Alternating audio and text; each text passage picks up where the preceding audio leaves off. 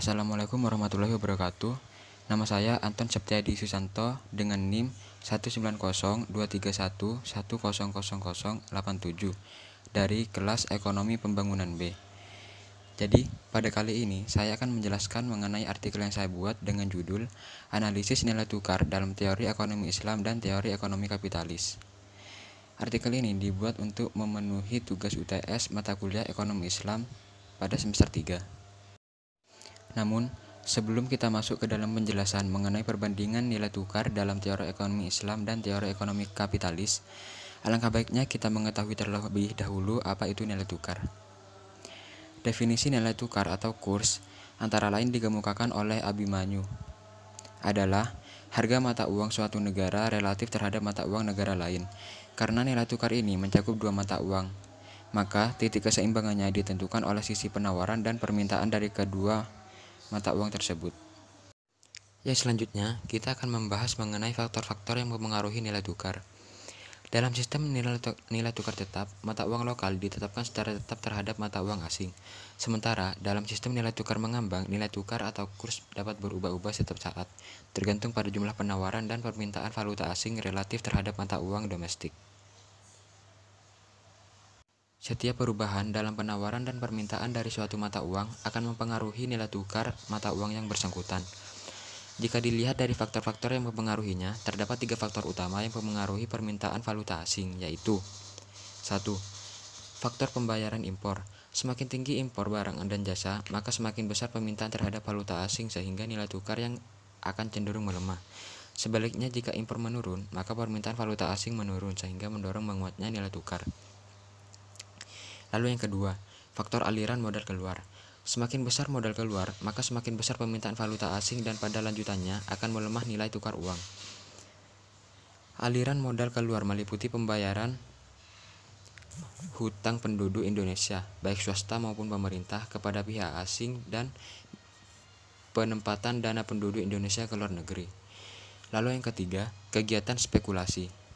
Semakin banyak kegiatan spekulasi valuta asing yang dilakukan oleh spekulan, maka semakin besar nilai permintaan terhadap valuta asing sehingga memperlemah nilai tukar mata uang lokal terhadap mata uang asing.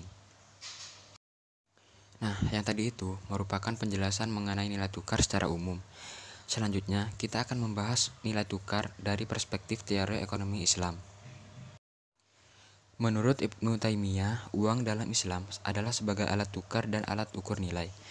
Jika di dalam nilai tukar uang itu berubah, maka harus disesuaikan dengan kondisi yang telah ada. Melalui perubahan nilai tukar itulah nilai suatu barang akan diketahui. Karim 2001. Di sisi lain, Al-Ghazali menyatakan bahwa uang bagaikan kaca. Kaca tidak memiliki warna tetapi dapat merefleksikan semua warna. Uang tidak memiliki harga tapi uang dapat merefleksikan semua harga. Pengertian nilai tukar dari perspektif teori ekonomi Islam sendiri adalah banyaknya barang atau jasa yang dapat ditukar atau dibeli dengan kesatuan dan pecahan uang. Nilai tukar dapat dibedakan menjadi dua, yaitu 1. Nilai tukar nominal, di mana nilai tukar nominal menunjukkan harga relatif mata uang dari suatu negara. Nilai tukar nominal dinyatakan dalam kurs yang tetap. Pemerintah dalam hal ini Bank Sentral menetapkan harga valuta asing atau falas dan tetap bersedia membeli dan menjual falas pada harga ini. Yang kedua, nilai tukar real. Nilai tukar real menunjukkan tingkat ukuran atau rate suatu barang dapat diperdagangkan antara negara. Nilai tukar real ini dikenal juga sebagai nisbah perdagangan atau term of rate. Jika nilai tukar real tinggi, artinya harga produk luar relatif murah dan harga produk domestik relatif mahal.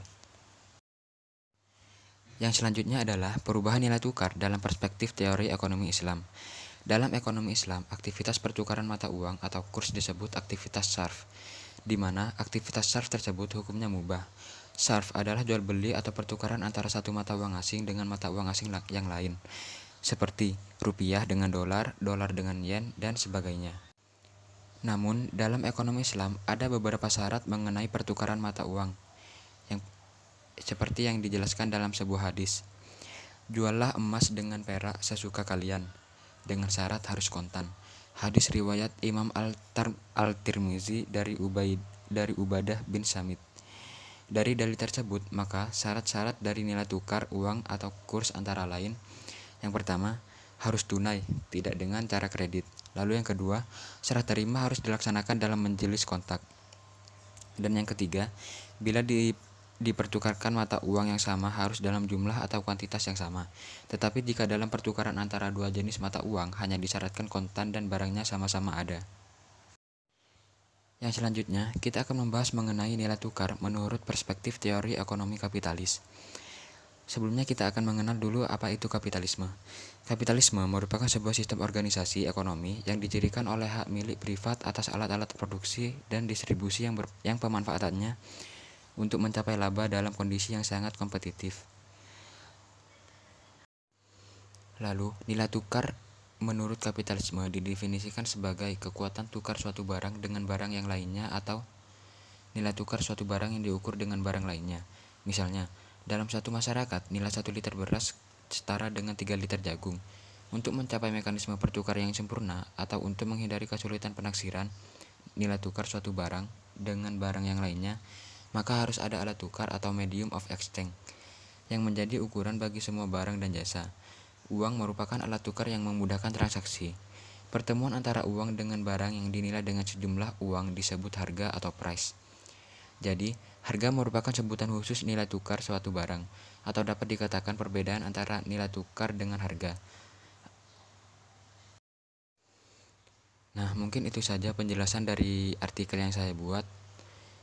Apabila ada kesalahan di dalamnya yang disengaja maupun yang tidak sengaja, saya mohon maaf yang sebesar-besarnya.